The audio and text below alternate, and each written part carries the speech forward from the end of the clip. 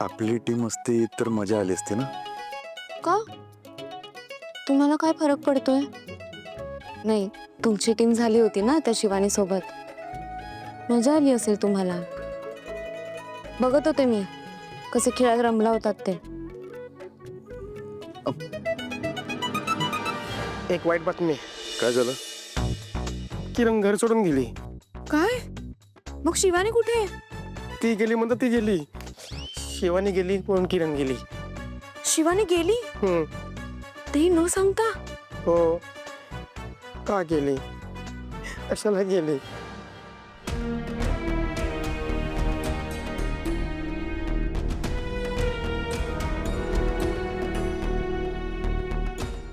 माझ्याकडे का बघताय?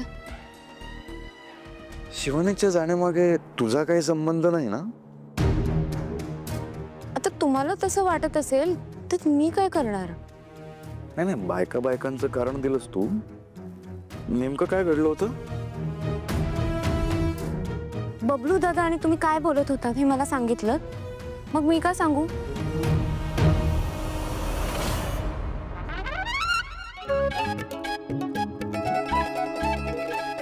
आणि हो, झालं असेलही किंवा नसेलही, जोवर तुम्ही मला सांगत नाहीत ना तोवर मी पण नाही सांगणार.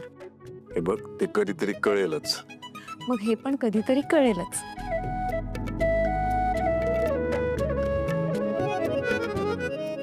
चहा आणते तुमच्यासाठी.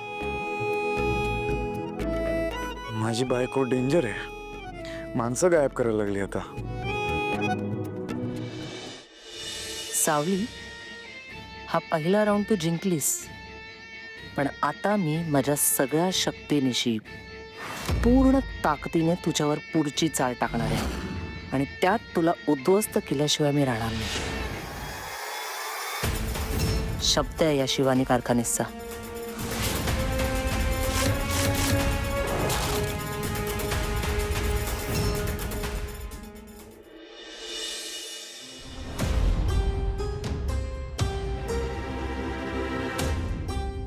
ज्या गोष्टीची भीती वाटते तीच गोष्ट सारखी स्वप्नात दिसते. ही वाईट स्वप्न काही पाठ सोडत नाहीत माझे. देवा, कितीही काही झालं तरी ही स्वप्न सत्यात उतरायला नकोत. माझ्या लेकीला विषयाची परीक्षा नको देवा. सारंगच्या जीवाला धोका अटळ दिसतोय. कोणीतरी न खरकचून गाठ मारली, अगदी खाकट. सावलीला सावध करून झालं, सारंगला समजावून झालं. दिवस रात्र तुझ्या गाभाऱ्यासमोर तुला अभिषेक करून झाला, तरी मनातले वादळ काही थांबत नाहीये. यावेळेस फक्त सावलीला सावध करून चालणार नाही. तिच्या पुढच्या संकटाचा सामना करणं तिच्या एकटीचं काम नाहीये. खूप मोठं संकट वाट पाहते. रागाने, द्वेषाने तिच्याकडे पाहते. तिच्या जवळचं, तिचं अतिशय प्रिय असं काहीतरी हिरावून घ्यायला बघते. सारंग उद्या जाऊन लेकीला भेटायला हवं. काहीतरी मार्ग काढायला हवा. देवा, बारीक लक्ष ठेवा. आज पाणी घेऊन जायला कसे काय विसरले?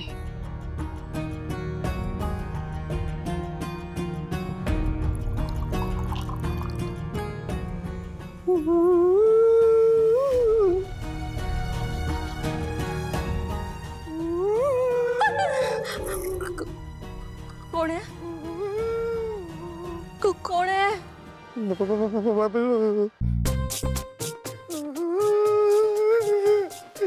लू, असा का बसलास अंधारात? ती घाबरलेली. आता हा अंधारात माझ्या सोबती आहे. तसंही माझं आयुष्य अंधारातच होतं, पण कुठून तरी चमत्कार झाला आणि देवाला माझी दया आली आणि आणि माझ्या आयुष्यात आशेचा किरण आला. किरण आला, पण त्याला पण नजर लागली आणि आशेचा किरण गायब झाला. गेला माझा किरण, गेला. किरण गेला का गेली? वहिनी, तुम्हाला काय समजायचंय ते समजा. अरे बापरे, असं झालं म्हणजे किरण गेली म्हणून झोप लागत नाहीये का बबलूला?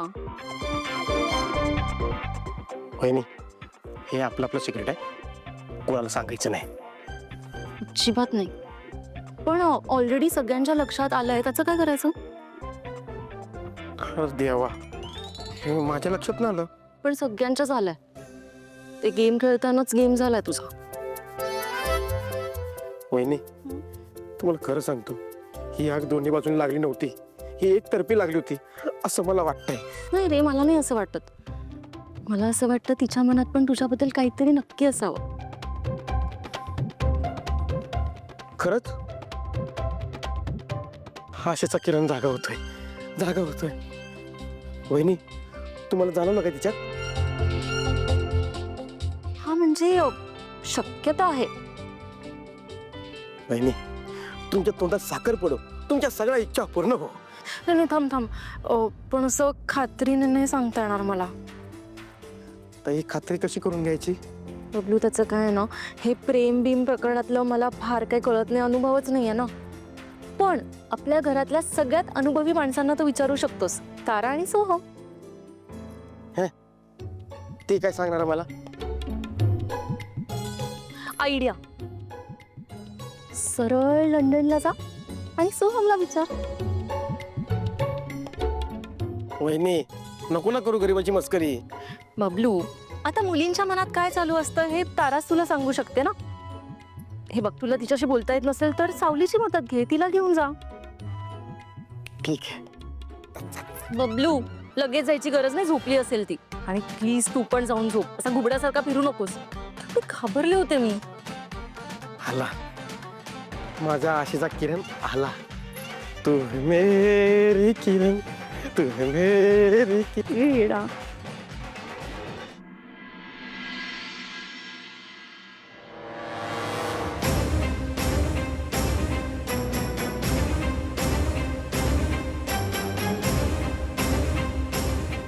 मॅडम, काय?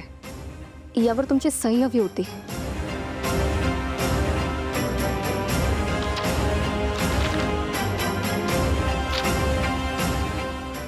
नॉनसेन्स. एवढा खर्च कसा काय झालाय?